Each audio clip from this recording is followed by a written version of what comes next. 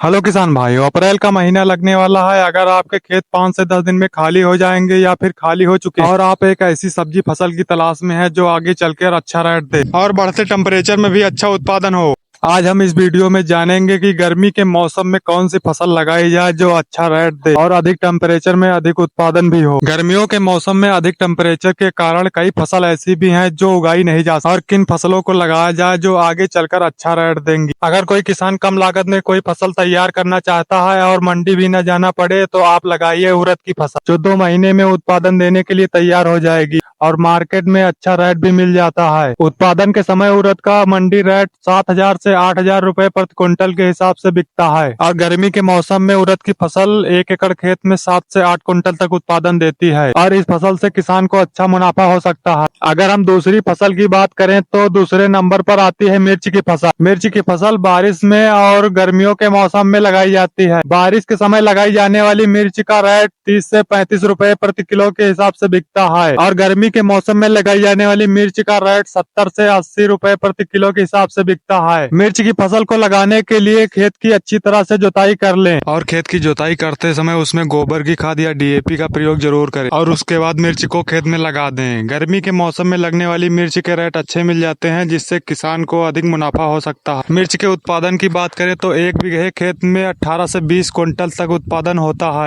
और गर्मियों के मौसम में 70 से 80 रुपए प्रति किलो के हिसाब से बिकने पर किसान को अच्छा फायदा होता है। अगर हम करेले की फसल की बात करें तो गर्मियों के मौसम में अधिक उत्पादन देने वाली फसल है। करेले की फसल में 10-12 हजार रुपए लगाकर 70 से 80 हजार रुपए का मुनाफा लिया जा सकता है। करेले की फसल को लगाते समय इन बातों को जरूर ध्यान में रखें। खेत को अच्छी तरह से तैयार करते समय गोबर की खाद या एनपीके का प्रयोग जरूर करें और खेत की गहरी जुताई करें। खेत की गहरी जुताई करने से पानी की मात्रा ज्यादा समय तक रुकती है जिससे पेड़ का विकास अच्छा होता है और करेले की फसल को उसी खेत में लगाएं जहां पर पानी की निकासी अच्छी हो। जिस खेत में पानी रुकने की समस्या हो उस खेत में करेले की फसल को न लगाएं क्योंकि आने वाले समय में बारिश की संभावना ज्यादा रहती है और फसल का नुकसान हो सकता है। और फसलों में खरपतवार की समस्या को देखते हुए खेत में पॉलीथीन या मल्चिंग का प्रयोग जरूर करें जिससे खरपतवार जमने की कम संभावना रहती है और लेबर कास्ट को बचाया जा सकता है। अगर पौधे की लंबाई बढ़ रही है और फल भी नहीं आ रहे हैं तो फिर चमत्कार या प्लानफेक्स का छिड़काव करें। इस दवा का छिड़काव करने से फल फूल आने लगेंगे और पेड़ का ग्रोथ भी अच्छा होगा। और तीसरे नंबर पर आती है भिंडी की फसल, जो लंबे समय तक उत्पादन देने वाली फसल है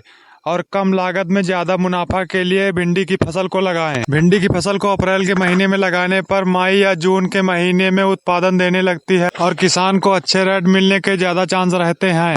भिंडी की फसल गर्मियों के मौसम में लगाई जाने वाली फसल है जो केवल गर्मी के मौसम में ही तैयार होती है। भिंडी की फसल की बुआई करते समय पेड़ से पेड़ की दूरी 1 से 1.5 फीट की रखें जिससे पेड़ का विकास भी बढ़िया होता है और उत्पादन भी ज्यादा देखने को मिलता है। भिंडी की फसल 1 बीघे खेत में 15 से 16 क्विंटल तक उत्पादन देती है और मई जून के महीने में भिंडी के अच्छे रेट देखने को मिलते हैं। अप्रैल के महीने में भिंडी की फसल को लगाने पर रेट के साथ उत्पादन भी बढ़िया देखने को मिलता है। भिंडी के बीज की बात करें तो सिजेंटा कंपनी की CH102 वैरायटी आती है जो ज्यादा उत्पादन के लिए जानी जाती है। तो किसान भाइयों खेती से ज्यादा मुनाफा लेने के लिए इन फसलों को अवश्य लगाएं।